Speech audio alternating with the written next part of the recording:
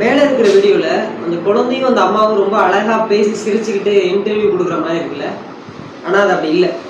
அந்த பையனுக்கு ஏன் அந்த கையில் அடிபட்டிருக்கு அப்படின்னு அவங்க அம்மாட்ட கேட்டப்ப அவன் சைக்கிளில் விழுந்துட்டான், ஆக்சிடென்ட் ஆயிடுச்சு அப்படின்னு சொல்லிட்டு அப்போ அவங்க கொடுத்த இன்டர்வியூவில் சொல்லியிருந்தாங்க. அவங்க பேர் தான் அகிலா. இந்த குழந்தை இன்னைக்கு இறந்து போயிருக்கு. 1.5 வயசு குழந்தை, அந்த அம்மா கையில் விழுந்த குழந்தை இறந்து போயிருக்கு. எப்படி இறந்து போணுச்சு? ஏதாவது கீழே விழுந்துருச்சா, இல்லை ஏதாவது குழியில் விழுந்துருச்சா? இல்லை, சாப்பாடு திங்கும் போது தொண்டை அடிச்சு செத்துருச்சு, சாப்பாடு உள்ள போக முடியல அப்படின்னு சொல்லிட்டு மருத்துவமனையில் அனுமதிச்சிருக்காங்க. இதை உறவினர்கள்லாம் எங்களுக்கு இதில் சந்தேகம் இருக்கு அப்படின்னு சொல்லிட்டு அவங்க கேஸ் கொடுக்கும்போது உண்மையாகவே அந்த புள்ள வந்து அடித்து கொல்லப்பட்டிருக்கு.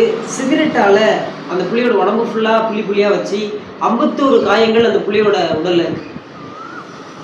அந்த அம்மாவுக்கு ஏற்கனவே ஒரு கணவர் இறந்து போயிருக்காரு. இரண்டாவதா ஒரு கணவர் வேணும் அப்படிங்கிறதுனால, அஸ்கர் அப்படிங்கிற ஒரு கணவர் வேணுங்கிறதுனால அவரோட சேர்ந்து, இரண்டாவது கணவரோட சேர்ந்து அந்த பிள்ளைய சித்திரவதை பண்ணி கொண்டு இருக்காங்க.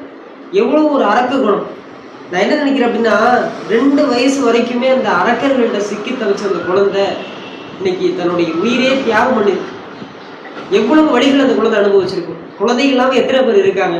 உண்மையாவே கேரள அரசு இந்த ஒரு சம்பவத்திற்கு அந்த 2 பேருக்குமே தகுந்த தண்டனை வழங்கணும். அந்த அகிலாவும் அஸ்கரும் கடுமையா தண்டிக்கப்படணும். சட்டங்கள் எங்க பார்த்தாலும் இந்தியா முழுக்க சட்டங்கள் இனியாவது கடுமையாக்கப்படணும். நன்றி, வணக்கம்.